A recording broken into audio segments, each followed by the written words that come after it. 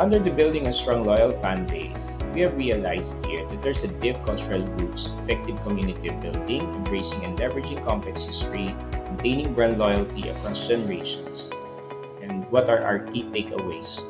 Importance of brand identity and emotional connection, leveraging cultural impact and historical significance, adapting to challenges and maintaining a strong brand presence, and building a community of super users across generations. In conclusion, Harley Davidson's success is a result of its strong cultural roots and community, ability to adopt and leverage its history, continuing to attract loyal followers by embodying freedom and rebellion, and sustaining brand loyalty across different generations. Value of 1%. Understanding the perceived value across stakeholders. What is value? One degree theory explains differing perceptions of value. Value varies for enterprises, consumers, distributors, suppliers, and partners. For enterprises, value is expressed through profitability and the premium paid over the nominal value of products. For consumers, value is the monetary worth of a product combined with satisfaction from fulfilling cultural, psychological, and functional needs. For channel distributors, value is related to market competitiveness, profit margins, and return rates. And for suppliers and partners, value is about collaborative profit enhancement and cost reduction.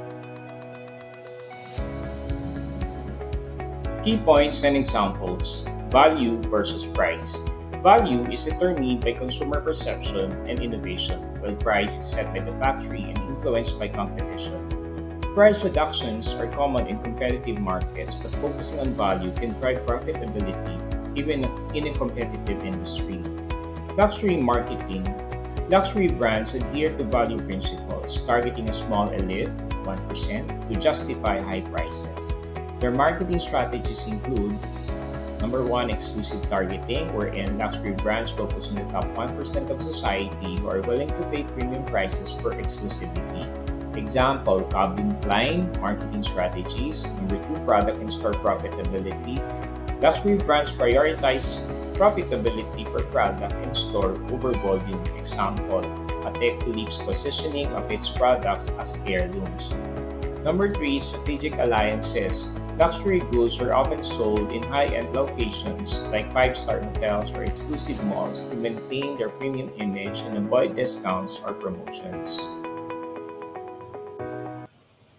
Analysis of value creation. Enterprises should focus on creating value through innovation and consumer satisfaction rather than competing on price. This approach helps in maintaining higher profitability.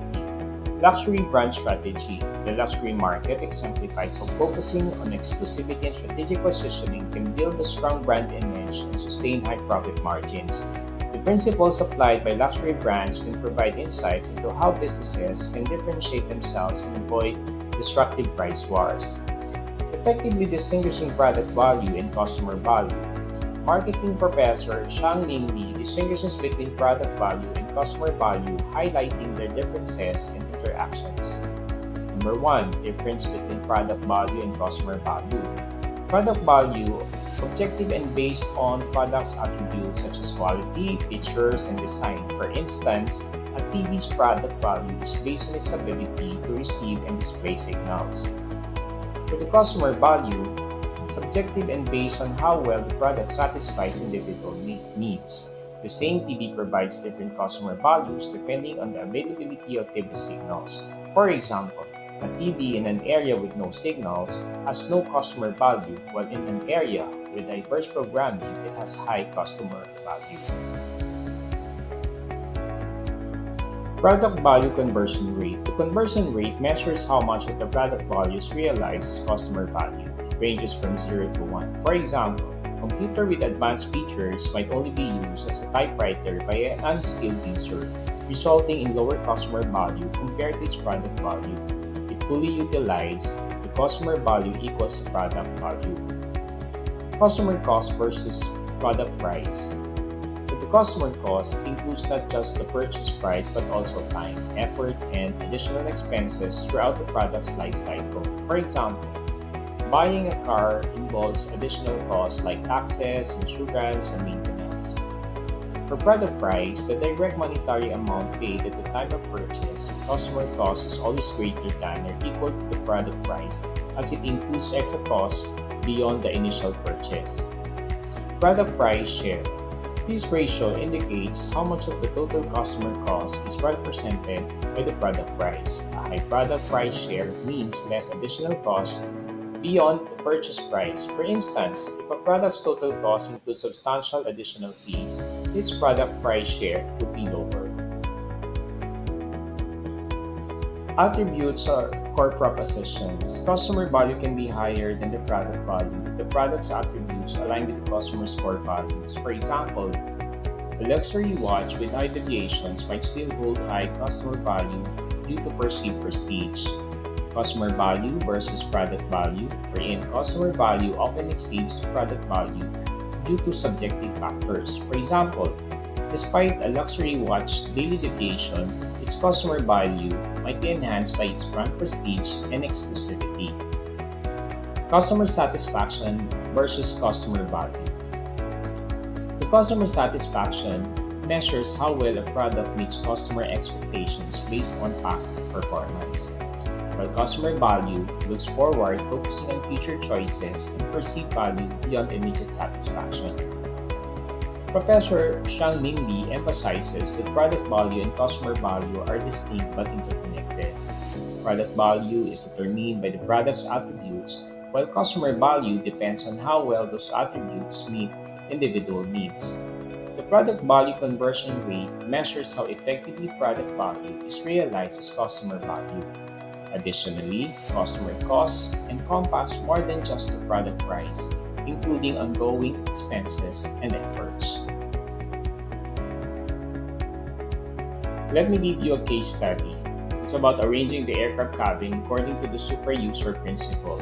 The case study examines the revenue structure of modern airlines, particularly focusing on the division of cabins into first class, business class, and economy class. The analysis uses British Airways Boeing 777 as an example to illustrate how revenue is generated from different classes of seats. Let me give you the summary in terms of revenue distribution. The Boeing 777 has 224 seats divided into economy, super economy, business, and first class. For the economy class, 122 seats generate $106,872 in revenue. For the super economy class, 40 seats generate $105,320, nearly equivalent to the economy class. Business class, 48 seats generate $322,704, and first class, 14 seats generate $122,010. The combined revenue from super economy, business, and first class totals $550,034, and with only 45% of the passengers contributing 84% of the revenue. Under historical context, historically all seats were business class with differentiation in seating position rather than class. By 1950, air travel was considered a luxury with tickets costing the equivalent of a modern first class ticket. By 1952, airlines began differentiating fares, offering cheaper tickets for travelers with fixed plans and more expensive flexible tickets for business users. Under the evolution of airline classes, between 1969 and 1978, significant developments like the Boeing 747, Concorde, and the regulation of the aviation industry reshaped airlines' operations. Initially, cabins were divided into first class and economy. Airlines later introduced business class and differentiated first class with more luxurious amenities. To avoid competition with Concorde, airlines reduced first class seats in favor of more business and economy seats. For the current trends, the Concorde's retirement and changes in market dynamics have led to the reduction or elimination of first class cabins in many airlines. Today, business class offers a better experience than economy but often lacks significant differences from the modern first class, leading to a decline in first class offerings. Analysis. Revenue strategy. The study highlights the small percentage of passengers in premium classes generate a significant portion of airline revenue. Despite economy class seating being the most numerous, its contribution to overall revenue is relatively low compared to business and first class. Under class differentiation, the differentiation between business and first class has diminished as airlines focus on maximizing revenue by adding more business seats. The luxury and exclusivity associated with first class no longer justify its high operational costs, leading to its decline. For market evolution, historical shifts in aviation, including technological advancements and regulatory changes, have influenced the current class structure. The focus has shifted from providing luxury to maximizing revenue through more business and super economy seats. Under cost-benefit balance rather, airlines are increasingly balancing the cost of maintaining premium cabins with the potential revenue. With high operational costs and fewer passengers willing to pay for first-class experiences, many airlines have opted to streamline their offerings. Overall, the case study illustrates how airlines have adopted their seating and pricing strategies over time to align with market demands and maximize profitability, reflecting broader trends in consumer behavior and industry dynamics. Let us now go to the last topic from 1% to 99%. Internet participation rules. First rule, in online communities, only 1% of users actively create new content while majority or 99% are passive consumers. The 90 is to 1 rule. In cooperative websites like Wikipedia, 90% of participants merely browse, 9% edit content, and 1% create content. This aligns with the Pareto principle 80-20% rule, where a small fraction of people generate significant portion of output or results. What are the features of super users? Under participation, super users engage deeply with content, not just consuming it, but also creating and adapting to it. For example, fans of TV shows like The X-Files actively critique and interact with the content, contributing to a unique community culture. Under worship, super users often exhibit intense devotion to certain brands, celebrities, or products. This is evident in the way Hollywood fans idolize movie stars or Apple fans camp out to buy the latest products. Sociality, super users form close-knit communities where they support each other and share experiences. Studies show that these communities provide significant social support and a sense of belonging as seen in a soap opera. Types of super users.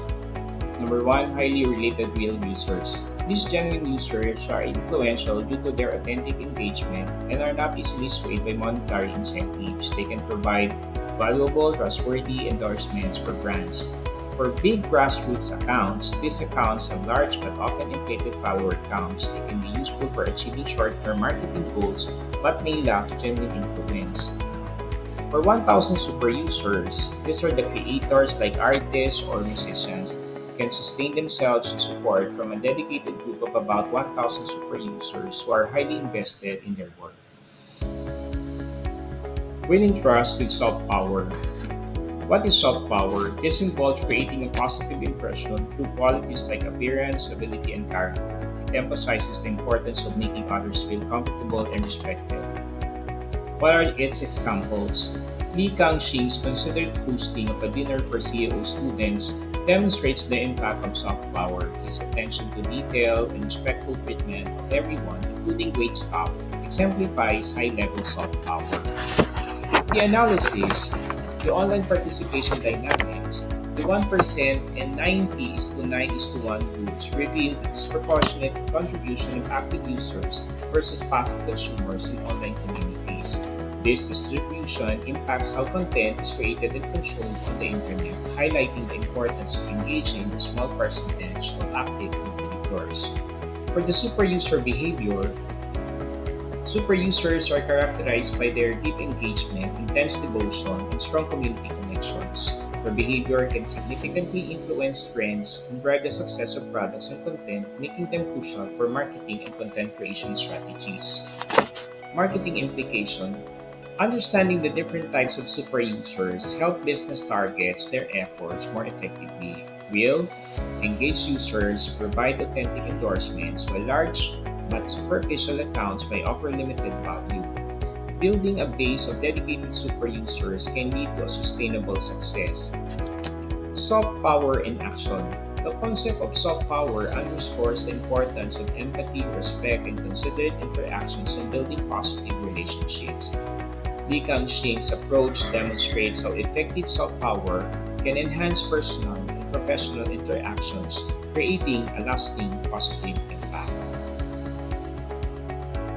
Let me now take you to another case study on how to deal with super users, the examples of Bonima. In summary, Ponyma's emotional intelligence. Ponyma, the founder of Tencent, is recognized for his high emotional intelligence, which is considered a key factor in Tencent's success.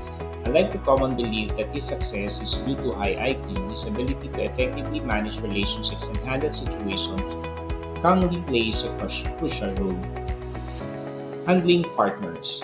During a critical strategy conference, Ma demonstrated patience and composure when key partners arrived late. Instead of showing anxiety or frustration, he maintained a calm demeanor, reflecting a broader mental pattern that values the core objective over minor details. And in terms of compensation and leadership, Ma's approach to compensation is notable for its generosity. Senior executives at Tencent earn significantly more than Ma himself, illustrating his commitment to rewarding his team, and this approach fosters strong loyalty and a sense of fairness among employees. Under the perception of money, Ma views money as a tool to achieve his vision for Tencent rather than a goal in itself. He emphasizes the importance of investing in employees and ideas to build a successful company rather than trying to maximize profits at the expense of talent.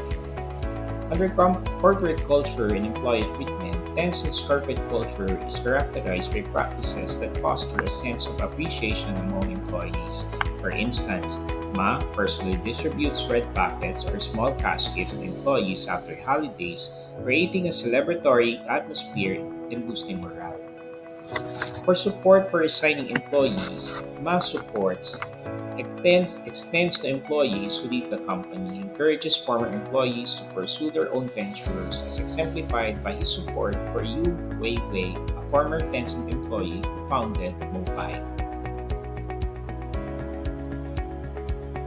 In the final analysis, under emotional intelligence as a key to success, Ma's high EQ is instrumental in managing relationships and maintaining a positive work environment. His calmness during stressful situations and ability to prioritize core objectives over minor issues highlight the value of emotional intelligence in leadership.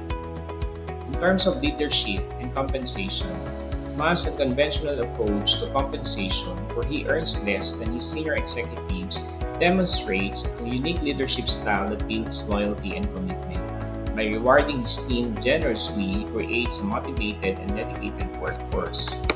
For the use of money as a tool, Ma's view of money as a means to achieve broader goals rather than an end in itself reflects a mature and strategic mindset. This perspective helps Tencent invest in its people and innovation, driving long-term success. For corporate culture and employee engagement, the practice of distributing red pockets and other gestures of appreciation contribute to a positive corporate culture. These actions not only boost employee morale but also foster a sense of community and belonging within the company. On the perception of money, Ma views money as a tool to achieve his vision for Tencent rather than a goal in itself. He emphasizes the importance of investing in employees and ideas to build a successful company rather than trying to maximize profits at the expense of talent. For corporate culture and employee treatment, Tencent's corporate culture is characterized by practices that foster a sense of appreciation among employees. For instance, Ma personally distributes red packets, small cash gifts to employees after holidays, creating a celebratory atmosphere and boosting morale. And lastly, support for resigning employees. Ma's support extends to employees who leave the company and encourages former employees to pursue their own ventures, as exemplified by his support for Yu Weiwei, a former Tencent employee who founded Mobile. Overall, Onima's leadership style, characterized by emotional intelligence, earns compensation practices, and supportive corporate culture, illustrates how a holistic approach to managing people and resources can drive sustained success and innovation. This is where my report will end. Thank you so much, and God bless everyone. Thank you.